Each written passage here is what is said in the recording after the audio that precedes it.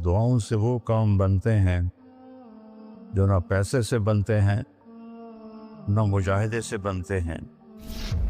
मुझे पता नहीं कि अल्लाह ने ये सारा निज़ाम मेरे साथ क्यों चलाया, कैसे चलाया। तुम वापस आए तो दोनों माइयाँ अरब वाली की थी, सोई पड़ी थी। मैंने कहा अम्मा जी उठो, थोड़ा घर वेख आया, तुम ले जाना। तुम में से एक एकदम वे बेटा तेन वो तेन रब अपने सोने दिया ज़ियारतां कराई रखे। मैंने बेगम से कहा बेगम ये दुआ कबूल हो गई। 90 से लेकर आज तक बिला नागा मेरे रब ने मुझे अपने घर बुलाया। लिहाजा मैं उसके सामने ऐसे मुंह करके खड़ा हो गया। वो ऐसे दुआ मांग रहा था, मांगते उसने जब ऊपर नज़र उठाई तो मुझे देखा, तो उसने ऐसे भी नहीं किया, उठे ही हाथ छड़े दौड़ के मेरे पास आया। कहने लगा मौलाना तुहानू पता मैं की दुआ कर रहा। मैं कहा मैं कोई नजूमिया जो इन्हों पता लगे हुए। कहने लगा मैं ये दुआ कर रहा, या अल्लाह मौली तारिक जमील को अम्मा की दुआ लगी हुई है, वो ज़रूर आया होगा हज पर, वो जहाँ भी है मुझे मिला दिया। क्या ये मेरे अल्फाज ख़त्म हुए तो तू सामने खड़ा था।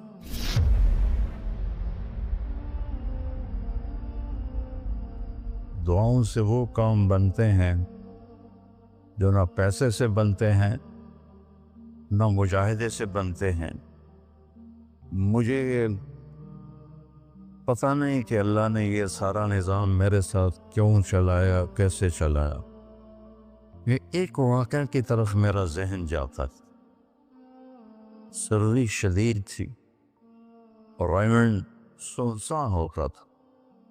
बाहर बाजार में 2 होटल थे, एक चाय की दुकान थी। तो मैं बरामदे में खड़ा था तो मेरे उस्ताद साहब रहमतुल्लाह अलैह मौलाना अब्दुल रहमान, उन्होंने करवट बदली किया। तो उनके करीब दूसरे उस्ताद लेटे हुए थे, मौली अहमद बटला साहब। कहने के मौलाना क्या हुआ? कहने के सर में बहुत दर्द था। बस ये सुनना था कि मैं ऊपर गैलरी में मेरा बिस्तर था और वो इतनी सख्ती थी गवर्नमेंट में कि ये जो घड़ी बांधना भी वो क्या था, खिलाफ कानून था, और थर्मस रखना भी खिलाफ कानून था। मुजाहिदर ठंडी चाह पियो। तो 2 लड़कों ने थर्मोस चोरी रखा हुआ था, वो मैं एक को मैंने जा उठाया। मैंने बोले थर्मोस के थे, कहता वो पड़ा हुआ है, वो पड़ा। तो मैंने उससे उठाया, बगल में डाला और मैंने बाजार की दौड़ लगा दी। 10 बज रहे थे और 10 बजे सन्नाटा 250-300 का तो मजमा होता था रेमंड।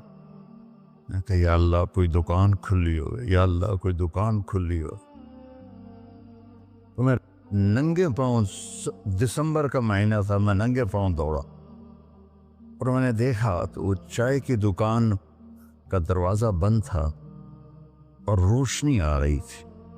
मैंने कहा ये लगता खुली हुई है। तो मैंने उसके किवाड़ ऐसे किए तो वो खुल गया। तो आगे वो दुकान वाला, उसका नाम था अनवर मुल्तानी रहमतुल्लाह। ये मैं आपको बता रहा हूँ 73-74 की बात। तो वो बैठा हुआ था। मैंने कहा भाई अनवर चाय बनानी है। कहा भाई मैं तो औरंग भाई मैं तो थका हुआ हूँ, ये दूध पड़ा है खुद ही बना दे। तो मैंने कहा चूल्हा का, ये चूल्हा भी पड़ा है। तो मैंने वो होते थे हवा भरने वाले चूल्हे, उससे मैंने दूध गर्म किया, पत्ती डाली, चाय बना। चाय की दुकान पे सर दर्द की गोली का क्या काम है?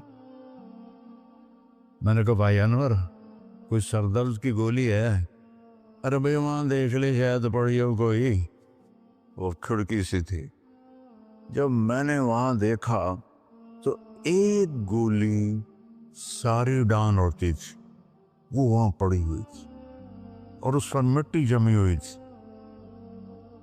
जब अल्लाह कुछ देना चाहता है میں نے وہ گولی اٹھائی، وہ پھر دوڑ لگائی ننگے پاؤں، اور مولانا رحمہ اللہ فوت ہو گئے، سر پر رضائی لے کے لیٹے ہوئے تھے، تو میں نے ایسے پاؤں دبائے تو انہوں نے رضائی اٹھا کر، ہاں کیا بات ہے؟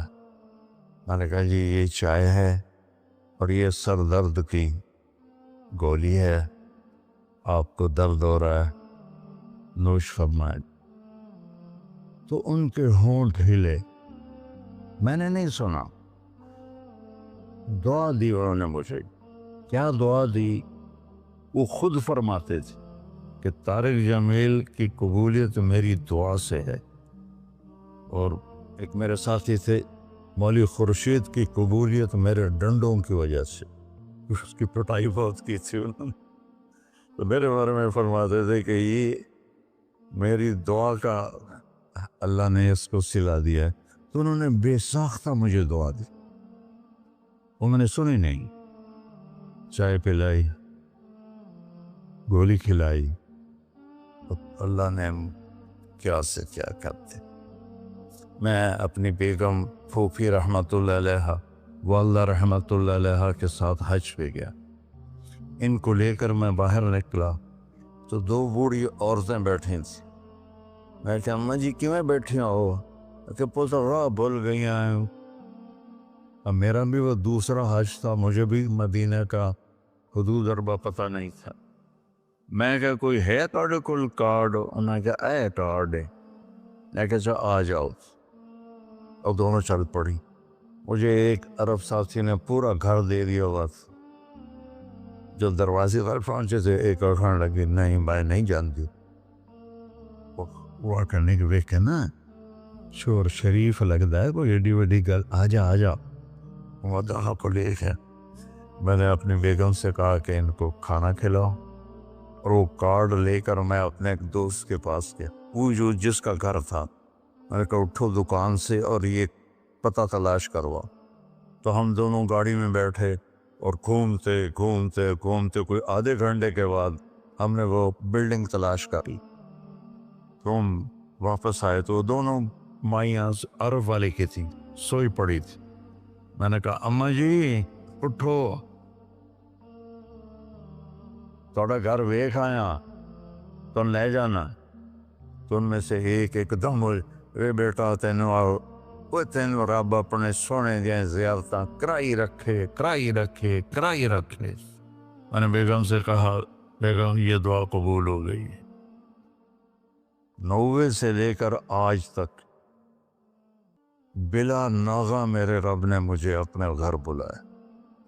ایک 94 کا حج نہیں ہوا کہ وہ میری انگلینڈ تشکیل ہو گئی تو میں وہاں چلا گیا،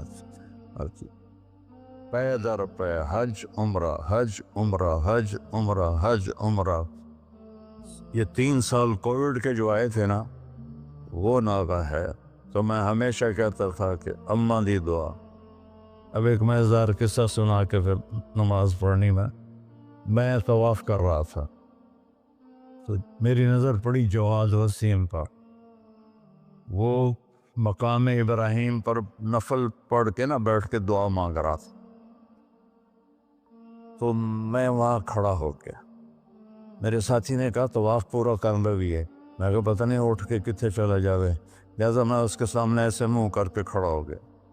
وہ ایسے دعا مانگ رہا تھا، مانگتے مانگتے مانگتے اس نے جب اوپر نظر اٹھائی تو مجھے دیکھا، تو اس نے ایسے بھی نہیں کیا، اتھے ہی ہاتھ چھڑے دوڑ کے میرے پاس آیا، کہنے لگا مولانا